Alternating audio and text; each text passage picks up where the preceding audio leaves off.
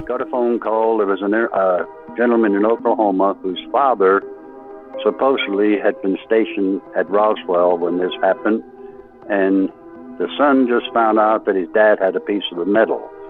He had terminal cancer, was dying, and told his son, you need to get rid of that, people will kill over it.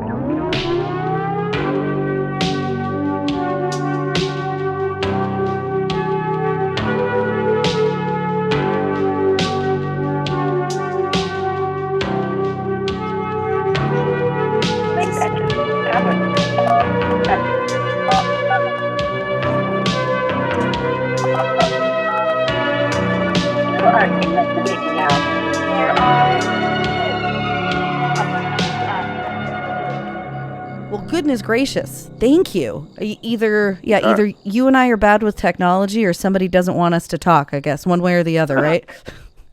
Probably the aliens. There you go. Well, Dennis, thank you so much. I know, just for our listeners, Dennis was one of the people that Sam and I met on our recent trip, and I have to say, Dennis, highlight for me was, we were gone for almost a week, and just getting to see the museum in Roswell was pretty phenomenal. And then we certainly didn't expect to be able to talk to someone with so much history and knowledge about the subject. It was a pretty special treat, and we were hoping, to ask some questions and let some of our listeners hear a bit of the wealth of knowledge that you've got from so many years of working on this and certainly some other topics, but the amount of time that you've spent in Roswell is pretty phenomenal. And there aren't many people that have that kind of institutional knowledge at this point. So, well, it was my pleasure. Well, so it was interesting. We, again, didn't plan this serendipitously. Dennis gave a lecture at the museum on the day that we were there. And Dennis, how frequently do you do those these days? Usually Friday and Saturday. I do them 1 and 2 o'clock usually. And I started working. There's here in town is the ILEA group, which is known as the International Law Enforcement Academy, and that's people from all over the world that come here for several weeks of training. And they have hooked up with the museum. In fact, last night I had 32 people from South America came to the museum, and I talked to them for a few minutes, and then I'm invited out to the reception for that group next week. And this happens about every other month. They bring in a group from somewhere in the world, and they do training here, and it's dealing with drugs, money, and different things in different countries, just like the same problems that we have here. Right. Down at Artesia, which is 30 miles from here, is the Federal Law Enforcement Academy, and that's for Border Patrol, police, stuff like that. So I really feel honored that they think the museum is so important that it be part of their training when they're here. Yeah, and how fascinating to be able to talk to people, too, from different countries. I mean, I know South America has their own significant history with sightings and crazy things that have happened down there, so it's got to be interesting for both ends. These are the top people in those countries. Last night I met the head of the Supreme Court of Peru. Oh, my goodness. I mean, these are not just your everyday people. These are the people that are in charge of those things. Wow. And it's just been fascinating for me to be able to associate with them and give them some research information on the top of it. Yeah, and also just interesting that it's, I guess, so the ILEA group, is it directly government affiliated, or is it a private organization that does the training? No, it's a government organization. How in fact, interesting. We hand them a certificate from the museum to make them honorary Roswell aliens and give them a little lapel pin, and they want a picture of me handing out each certificate to each of those people. Oh, I love it. And I told one of the supervisors one night, I said, I'm a little concerned about this. You're taking my picture 30, 40 times at a time, that the FBI might hear about it. And she said, we're connected with the FBI. So, in other words, don't worry. It's fine. Yeah, I guess not. Oh, my gosh. I mean, that is just interesting when you think about all the history with Roswell, for it to come full circle, and now they want to bring people out to learn about it from you guys at the museum. That's pretty wild. Yeah, I've got a really good relationship with the museum, which I didn't have for a long time because of one of the directors they had at one time. But the two girls that run it now they've given me just anything I want to do the research and to help them promote the museum. Well, they'd be fools not to. I mean, again, I think we talked about this a little bit when we spoke, but one of the tragedies with Roswell is so many of the people that were there are now gone. And even so many of the people who had done that original research are gone. You know, you look at Stanton Friedman and some of these other people that had a bunch of the knowledge. So someone like you who has kind of carried that torch, they'd be very foolish not to have you there. Ellie, I think my thinking is it's so important to get the truth. Yeah. And I think I told you I could go either way. If it's not aliens, I'll go fishing. Right. I don't need the frustration, the expense I've had 30 years trying to do this. But for my children, your children, my grandchildren, and so forth, I think it's important that they know the truth, one way or the other. And I don't believe we've had that yet. Do you think there's any chance that we will? I mean, I know obviously people talk a lot these days about more bits and pieces that seem to come out, but it still feels to me like... Not in my lifetime. Yeah. Like I'm 82 years old. It's not going to happen in my lifetime. You're young enough. I hope in your lifetime you know the truth. Gosh, that'd be amazing. That'd be real amazing.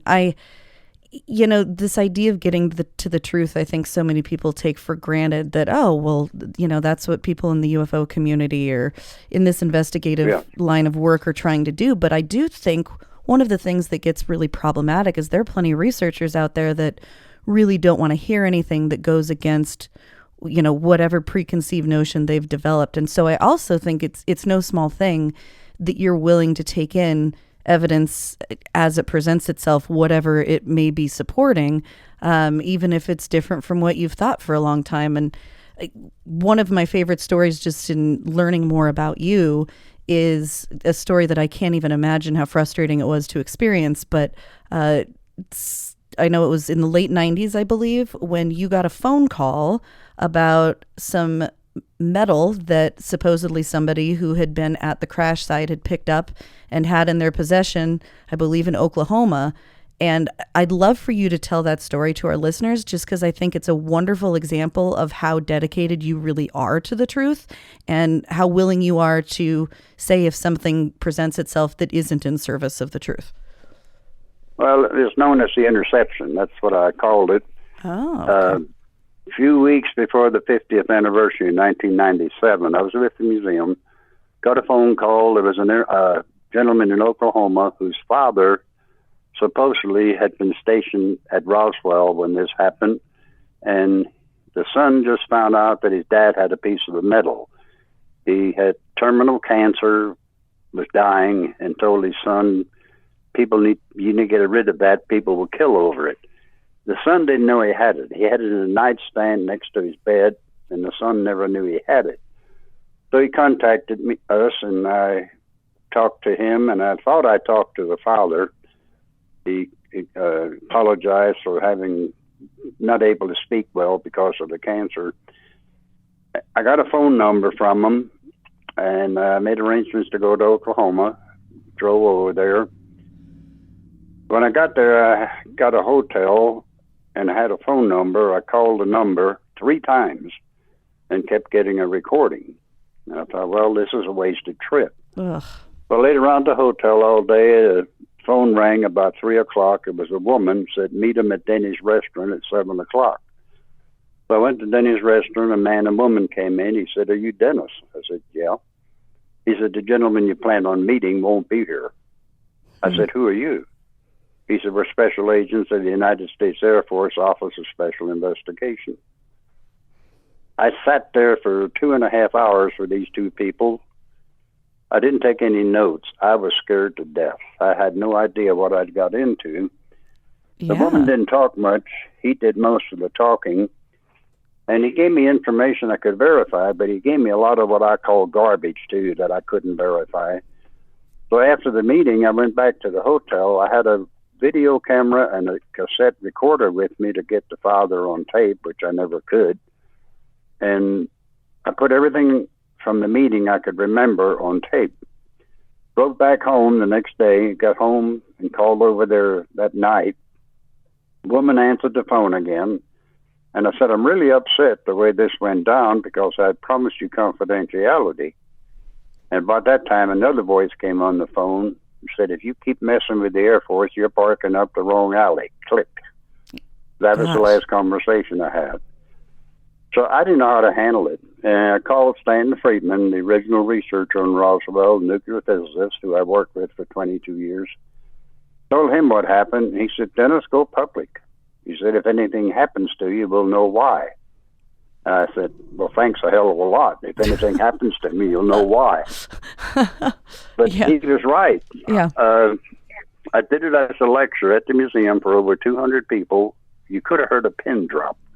Wow. And I explained the whole thing as it happened. And I worked with Stanton. I worked with Frank Warren out of California, another researcher, and Don Schmidt, researcher. We worked this thing for 12 years, trying to figure out who are these people, what was their motive. Finally, we got a hold of a woman who said she was the ex-wife of the guy that did this. And she said he did it as a joke.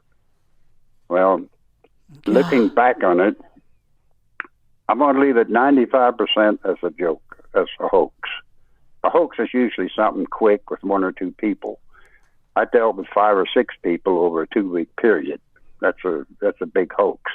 Yeah. But I'll leave it at 95%. Now, the other 5% I have to leave open. Yeah. It had a psychological effect on me, and I didn't realize it would.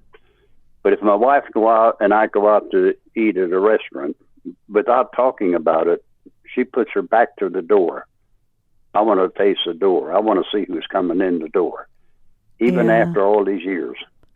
But that's basically the way it went down. You know, and it's awful because you hear stories about people putting false information out there or thinking that, it's funny to pull, like you said, a kind of a small hoax or something that's just a joke, but to put that kind of energy in, Well, Kelly, unfortunately, we have a lot of researchers like that. Many people, you'll see a lot of researchers on TV who claim to be experts on Roswell. They've never been to Roswell. They never interviewed a witness. They don't know where the crash sites are. Yeah. But they're experts. Yeah. And majority of the people don't know the difference, and they accept what they say usually. Yeah. It makes it harder for those of us that do it seriously. Yeah. Well, people love getting attention and feeling like they're an expert about something. And there are those folks out there that I guess are happy to do that, even if it's based on pretty dishonest pretenses. I think about 12 years of going through that. That's crazy. With me, my background's civil engineering. Okay. So I don't consider myself a loose cannon. I've got some background to support my thinking, and I deal with factual information rather than theory. Yeah.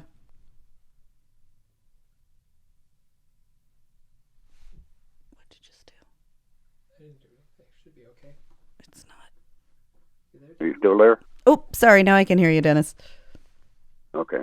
So you were talking about your background in civil engineering. That was the factual investigation that goes with that.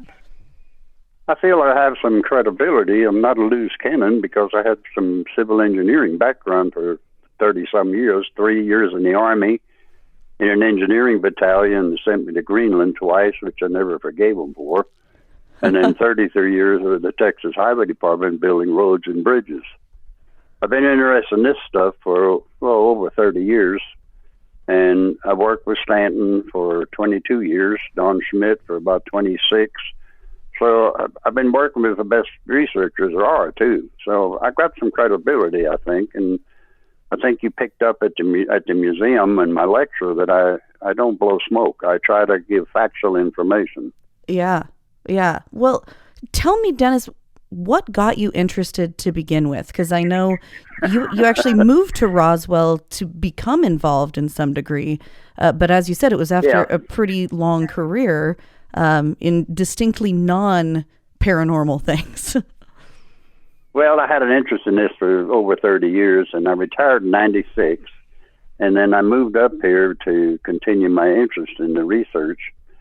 How I got involved back in the early 80s, late 70s, early 80s, I'd lay in the backyard, look out in the night sky, and wonder what was out there.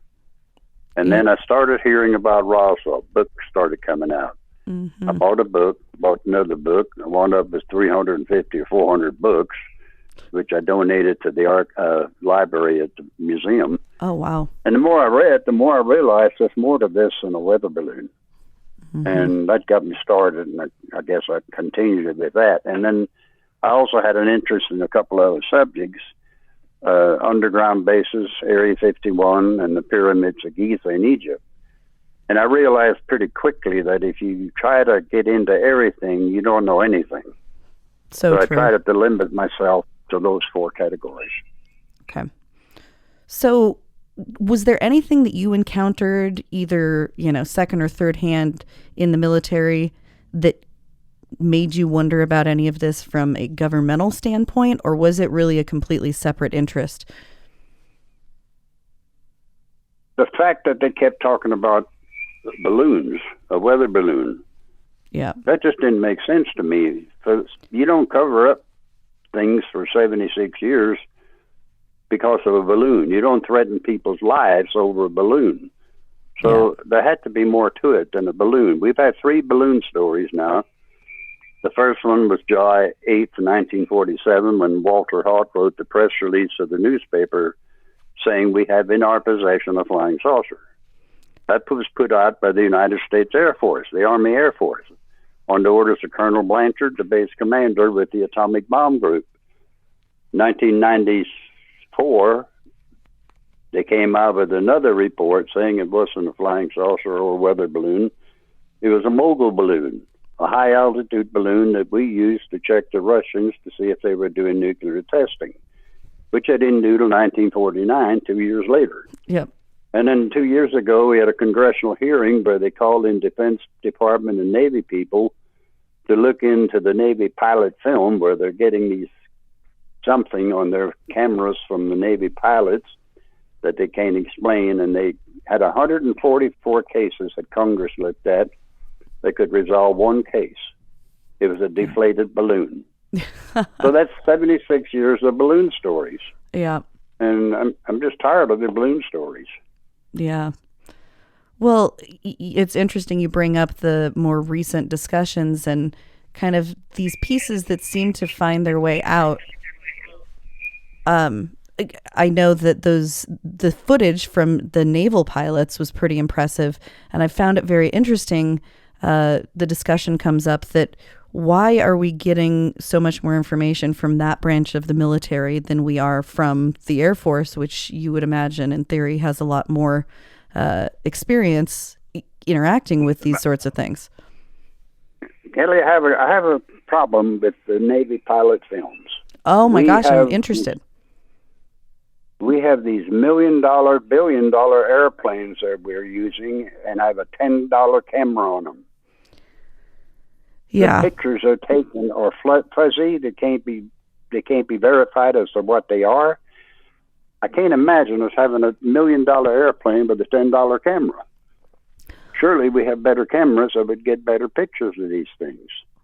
Well, and what I hear is that the actual video footage is not what has been released or what anybody's been able to get out. It's the different sensing devices that the purpose isn't for that type of visual. It's for the heat sensors or for they had released some of the film. But we mentioned Congress.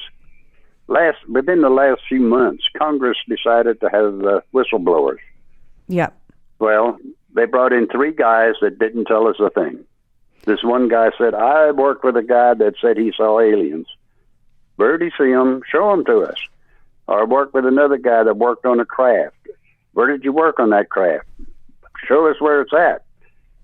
So they didn't tell us anything. But what bothers me is they waited until all 600 of our witnesses for Roswell died before they started having whistleblowers. Yeah. We had 600 whistleblowers, and none of them can talk because they've all passed away. Yeah. Well, and even now, I mean, the ones that are out, I think it seems that they have quite a bit to say, but they're so limited on what they can say without getting in trouble that, again, it's just another thing. We aren't getting the full story. This last congressional hearing about the whistleblowers, that was a congressional hearing. They have now dropped it down to a subcommittee.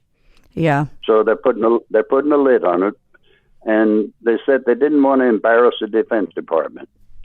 Excuse me, the Defense Department has been lying to us for 76 years. Yeah. Why are you concerned about them? Yeah, I mean, there's always a reason, right? They've always got some reason that we've got it's frustrating, and I can't imagine. I've obviously haven't researched this nearly as long as you have, but to see little glimpses that you might be getting close to something, and it always feels like, 2 steps forward and 1 step back, and then you've got to work up to getting somewhere close again. I guess of the material that's come out, say in the last 6 years since that big article in the New York Times in 2017, what from that content do you feel like is the most useful, or that do you put the most stock in? Well, I think I like to believe that they're educating us and trying to get us ready, which is not needed. Back in 1947, panic would have been a real thing. We just came out of the Second World War. We have this happen. What is this? Where did it come from? What do they want? Yeah. Today, people are more educated. People would accept it. Just tell us. That's all we need. And you talk about the frustration. A lot of people say, boy, that must be interesting to be a researcher. It is to a certain degree, but it's a lot more frustrating than anything. Yeah.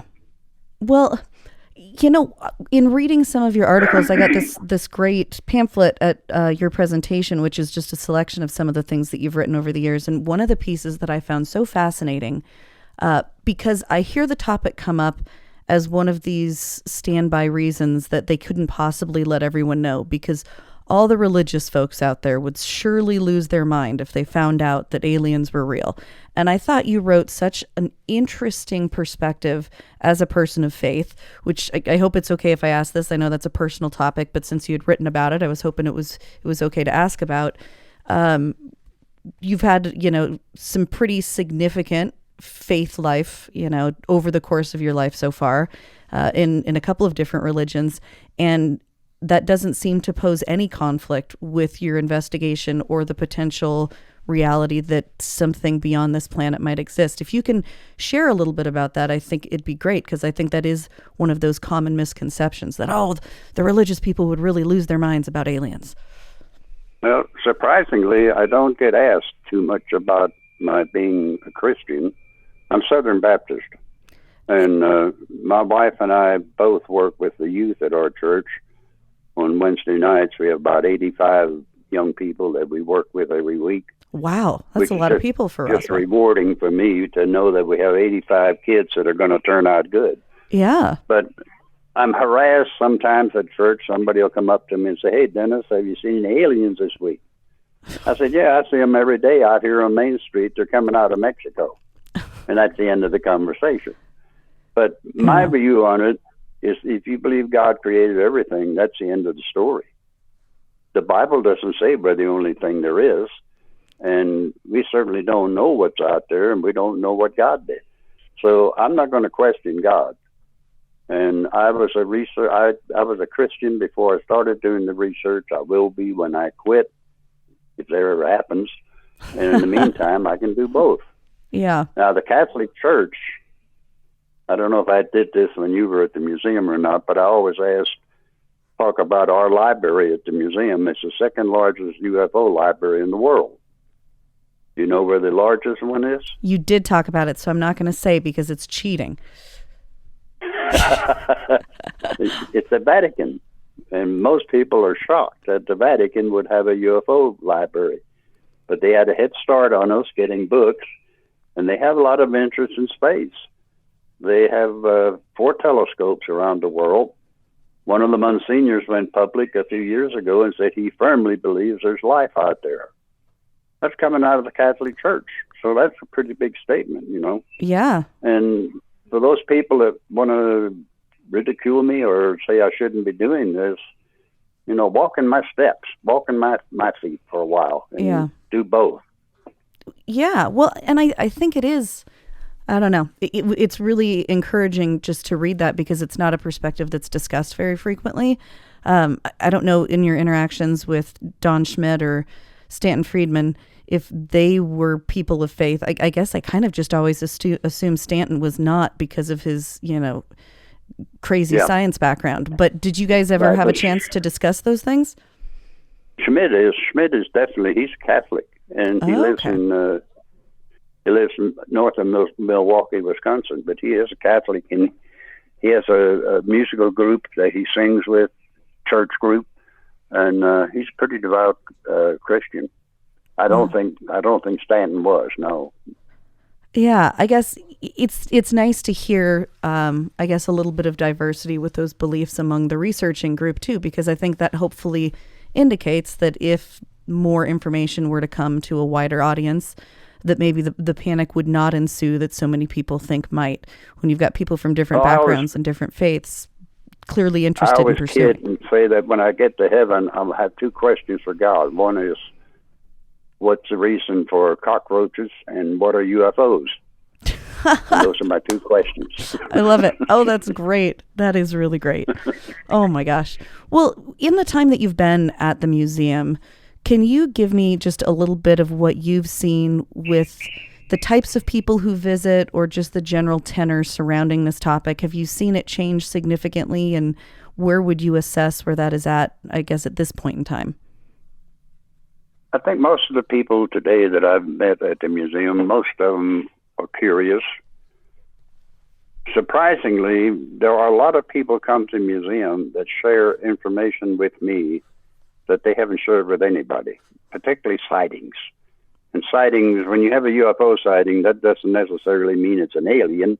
Right. It could be anything. It could be a cloud, it could be an airplane, whatever. But what most people see is explainable.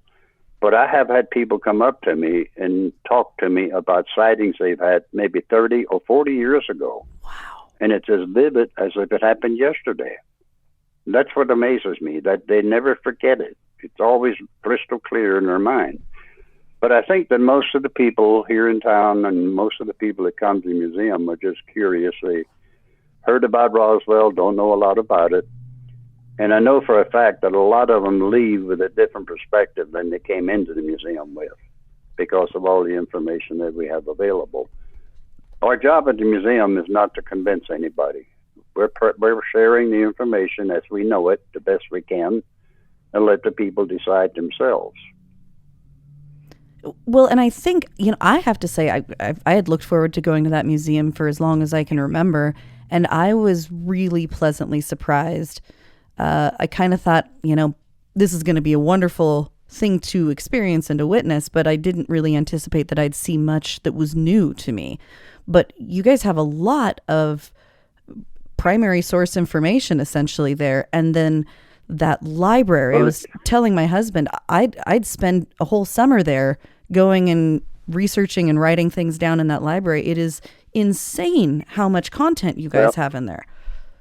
The room next to the library is the archives, where we have over 100,000 different documents from all over the world, magazines and articles from all over the world. That's all archived there at the room next to the library. But we're proud of that library because, like I said, it's the second largest one in the world. And people can go in there, they can pull a book out and read it. They can't take them home, but they can, every time they're in the museum, pull out something and go through it and read it. They have access to it. Which is absolutely amazing. Yeah, and as you said, the archives, it's really well organized, and I don't know how much of that you guys have digitized, but I just keep thinking, like the Black Vault online, where you can find some of the FBI documents and CIA documents. I keep thinking, my gosh, they need something to digitize everything in that archive, because the content in there has to just be incredibly rich that a lot of people don't know about.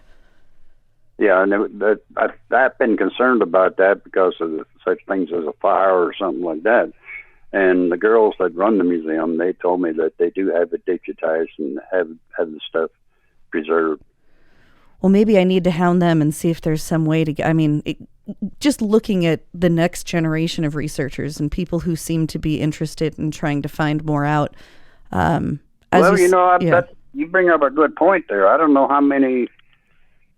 One of the things I really enjoy about doing the lectures at the museum is when I see a young kid, a young child, maybe 10 to 15 years old, raise his hand, have a question. I love that. Yeah. And that means that somebody has created some interest in him, in the subject, and that is not a subject that's taken well. I've done a couple of interviews with different schools, and I think I used to see at the museum when you were there. Yeah. A couple of weeks ago, I did a Zoom interview with 12 fifth grade students from Seattle, Washington. 12 or 13 good questions till I got to this one boy. And he said, I have a question. I said, okay. He said, are there bathrooms on UFOs? And I was at a loss. I stopped for a minute and I thought, I've never been on one, so I really don't know. But he was dead serious about his question, wanting to know that. Yeah. Yeah. And I loved it. And I'm getting good questions from young people, but just really, as an old man that has done this for years, I really appreciate that. Well, and I think it's one of those silver linings. Unfortunately, so much has happened in our society, and, both disagreement within members of the society, but also a lot less trust in the government than used to exist, certainly when Roswell happened. And there's quite a bit that comes with that maybe isn't so wonderful. But one of the benefits is I think young people today are just much more likely to see all of this as a possibility. The idea that they grew up. Yeah. They grew up with Star Trek, Star Wars, and the X-Files and stuff like that on TV. So they've been exposed to it. It's no big deal to them. It's the older guys who want to hang on to the thinking they had back in the 40s. Right. And these young people, I think, would accept it. And I think it's been proven the more educated you are, the more likely you are to believe that this exists. Yeah, I have read that. Yeah. Well, I have to say I've got a 9-year-old who has been working on a little slideshow presentation with the photos we took at the museum, and is putting together a presentation she wants to take to her 3rd grade class to do on Roswell, which cracks me up because way back when I was younger, my very first term paper, I think it was in 5th grade, was about Roswell. So it was just good for you. Yeah. It was so wonderful to see it in person. And I have to say, if you get a chance to go down there, you really should go, anybody out there, because there's so much more there than I anticipated. Even my husband, who is certainly the skeptic in the family, was wildly impressed by how much there was. What you just said about the youth, I don't know how many of your audience are young people, but if any of them want to do a report of any kind and need help writing it or need to ask questions, my email address is truthseeker@D like dog, F like Frank, N like Nancy.com. And we'll put that up in the show notes too, in case anybody wants to, because again, there really there's a pretty big shortage of people with that kind of length of involvement in this topic. And I think what you've seen over the years and what you've learned tricks that a lot of us are going to take a whole long time to figure out ourselves. So it's awfully nice for you to offer your support and your help. Do you have advice for anybody who's doing this research? Certainly for me, but also anybody else out there who is interested in kind of trying to continue what you've done for so long. If you get frustrated, don't do it. Of course, that's true with everything, right? Nothing in life that's worth it comes that easily, I suppose. If you're interested in the truth, or at least getting the truth, then that's what you have to get in. You have to get into this research. And it's not that hard. MUFON, Mutual UFO Network, you can go online, MUFON.com. They have an actual school, not a school, but a procedure that you can become a certified investigator. I did that many years ago. They have an open book test you can take, and then you become a certified investigator. I would recommend, if any towns or cities where you broadcast have local chapters of MUFON, attend those, because they have speakers that come in and usually have really good programs about this subject. and I would recommend that to anybody. Well, that's great advice. Yeah, it is interesting. It's not the town we live in, but I don't know if you've heard the story about Malmstrom Air Force Base in the 1960s, which is pretty close to where we are, but nuclear site, and they had actually, I think at one point it was the fourth largest nuclear power in the world if it was considered its own country, Malmstrom in Montana. Yep. But there were some pretty wild sightings of UFOs that were messing with the nuclear devices and shutting things offline. And so we do run into some pockets of interest around here. And I know there's a decently active MUFON chapter in Montana that we're a part of. We have not taken the test, though. We'll have to look into that. Yeah, I guess I'm familiar with Maelstrom. I've heard stories about that for quite a while. And when that Chinese balloon went across the United States, Maelstrom was one of the places they went over. Exactly, which was really interesting. Yeah. And having been in the Army, I despise the fact that they let that Chinese balloon go across the nation.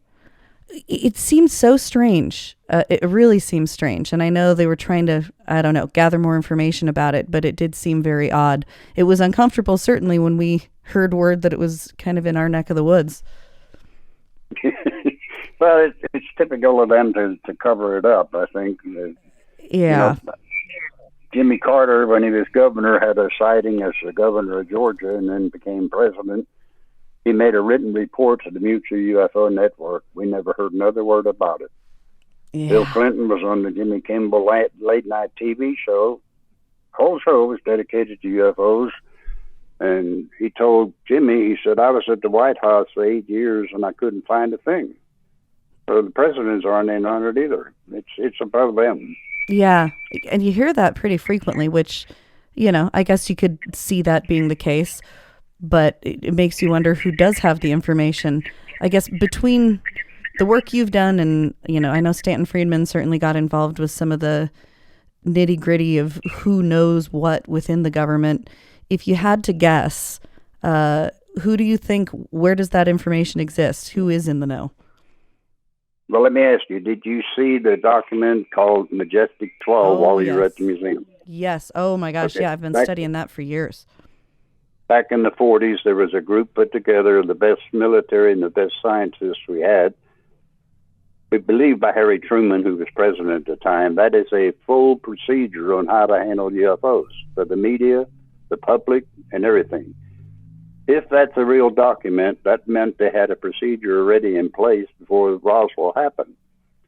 And we're trying to figure out if that's Harry Truman, the president's original signature, or was it lifted off of another document. We have some handwriting analysts looking at it.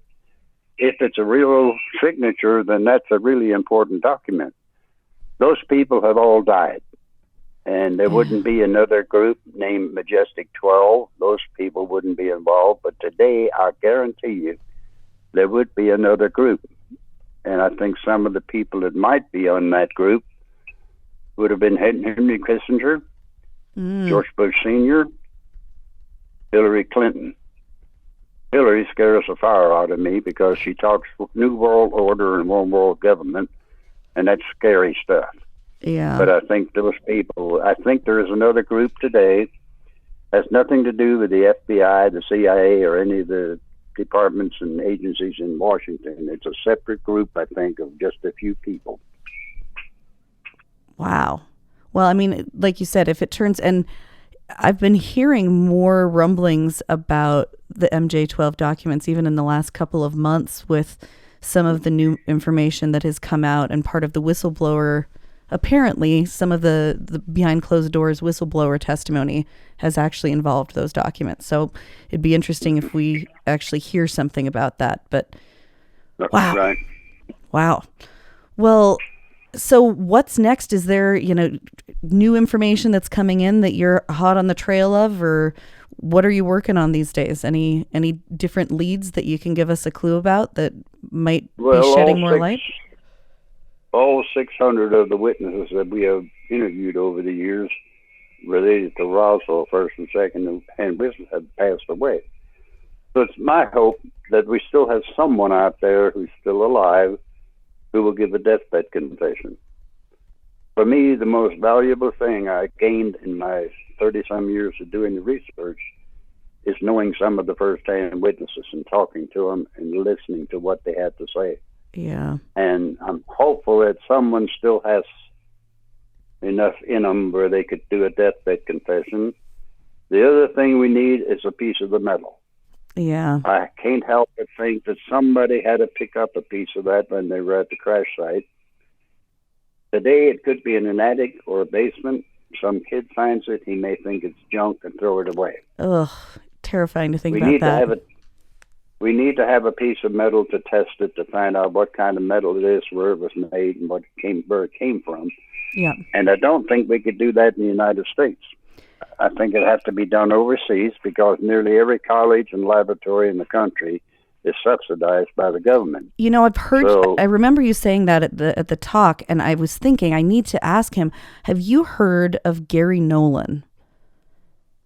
I've heard of him. Yeah, I don't know anything about him. So he has a lab at Stanford. He's a researcher, and he does a lot in the very broadly accepted scientific realm, but he's also done some really interesting testing on materials. He works with Avi Loeb from Harvard, and I know is looking at some of the material that Avi said he found that he thinks may be from off-world.